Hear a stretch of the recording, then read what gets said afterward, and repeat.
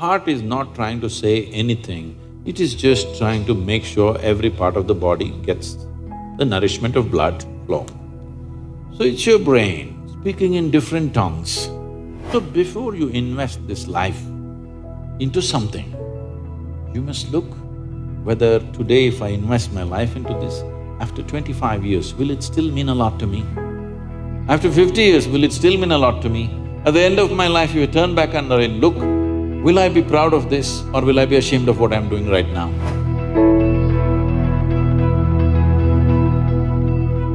Namaskaram, Sadhguruji. The first question that I want to ask is actually related to me. I'm in the last year of engineering, so now there is a very big decision that I have to make now, and people have told me that if I take decisions from my heart, I'll be successful in life. So, but there lies a problem. The problem is that I don't know which thought is coming from my heart and which thought is coming from my brain.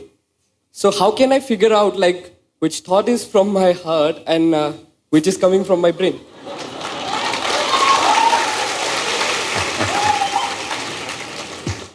The heart makes only two sounds, lub-dub. Unless the local girls are disturbing it and it's going crazy. Otherwise it makes only two sounds. Rest of the noise is all coming from your head.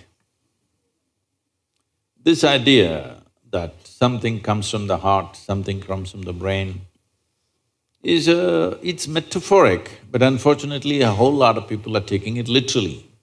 There was a time in many parts of the world, particularly in Arabia, the medical science in Arabia believed the blood is pumped from the liver.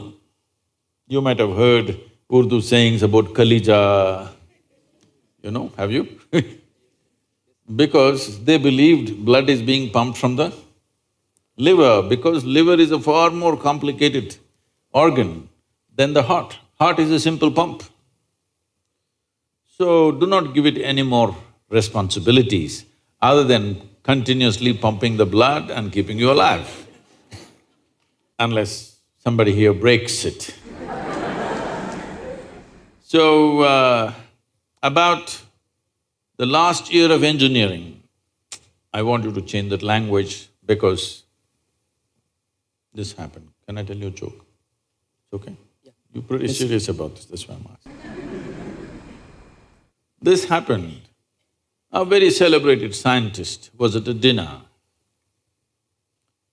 and he was not grandly dressed or anything, he was looking very ordinary. So the lady who was, sitting next to him didn't pay much attention to him, she doesn't know who he is. But after some time, just to be polite, to make some conversation, "May I know what do you do?" He said, "I'm studying science." She said, "Oh, I finished that in my 10th class." So you're not going to, you're not in the last year of engineering, maybe the course, but not the last year of engineering, because for your entire life, if you learn engineering, when you're dying, after 100 years, okay? I'm not preponing it. After 100 years when you're dying, you would still know, if you are a constant learning process, you would still know you know very little about engineering. With that little, many things happen, that's different. So don't be in the last year of engineering. I know the program may be closing, but not the last year of engineering, okay? So, essentially engineering means to have things the way we want. Yes? When we say this building is well engineered, I'm not saying that. If we say this building is well engineered or an automobile is well engineered, what it means is it's functioning the way we want. Yes? Of all the pieces of engineering on this planet, of many pieces of engineering, a tree is a fantastic engineering, even a mountain is fantastic engineering, because it stood there for 1,000,000 years, that means it must be good engineering, isn't it? Yes? Something that stands there for 1,000,000 years must be well engineered. Of all this, the most sophisticated piece of engineering is human mechanism, isn't it so? Hello? Most sophisticated of all the pieces of engineering. Now, because it's a sophisticated piece of engineering, it needs a certain level of attention, otherwise you don't figure it. Now that we gave you such a highly, high-tech piece of engineering, I'm asking you, did you read the user's manual? I think there is no user manual for now. How can they make such a fantastic piece of engineering without a user's manual? Maybe it doesn't come with a booklet attached to your neck when you were born. But indications must be there, isn't it, how to use it? Huh?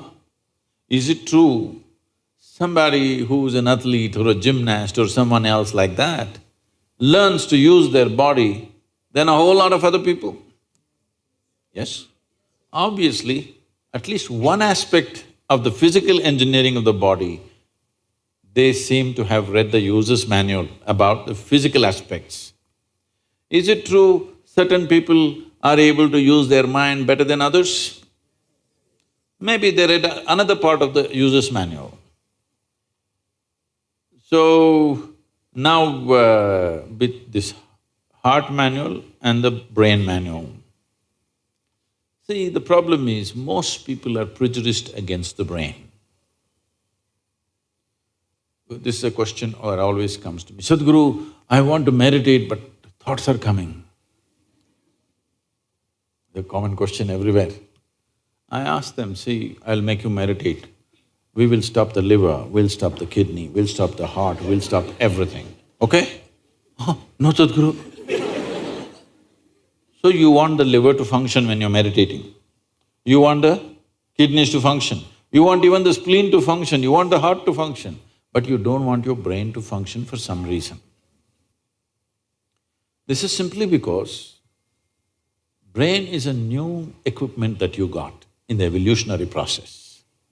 This level of cerebral development happened more recently compared to the other systems. If you cut open any mammal, they all have all these parts, isn't it? Every part that you have here, all of them have. Even if you open a frog, most of you, your biology department. Even if you open a frog, almost everything that you have, he also has, isn't it? It is only… the big difference is only the cerebral development, which is a more recent happening. Because it's a more recent happening, most people have not figured how to handle it.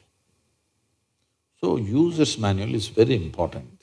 You don't read a user's manual just before you discard the machine. You read it in the first few days, isn't it? Hello? If you buy a phone, do you want to read the user's manual in the first 3 days or after 3 years when you're throwing it away? First 3 days, isn't it? So, knowing how this functions is very important. Never did ever heart generate any thought or intention. Well, when you looked at the young girl, heart beat more, that doesn't mean it's saying anything, it's just trying to compensate for the other levels of excitement that's happening.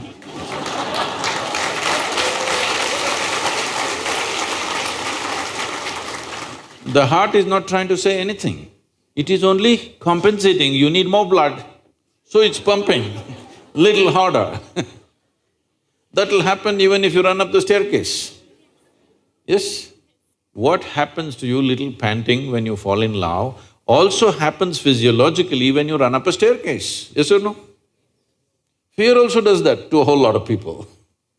So, heart is not trying to say anything, It is just trying to make sure every part of the body gets the nourishment of blood flow. So it's your brain speaking in different tongues. What's your native language? What's your mother tongue? Asmis.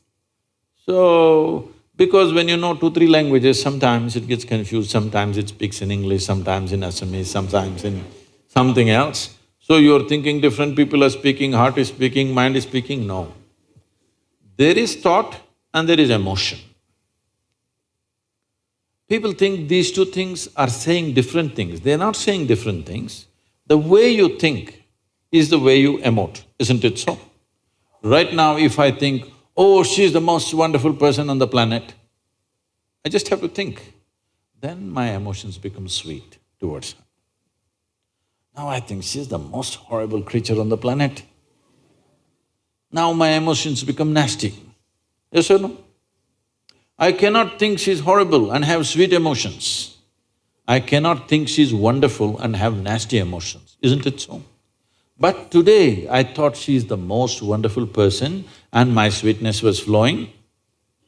Suddenly she did something tomorrow that I don't like. I think she's horrible. Thought is agile, it changes direction just like that. Emotion is little sappy. It takes time to turn around. So that period, you struggle as if there are 2 dimensions of thing happening.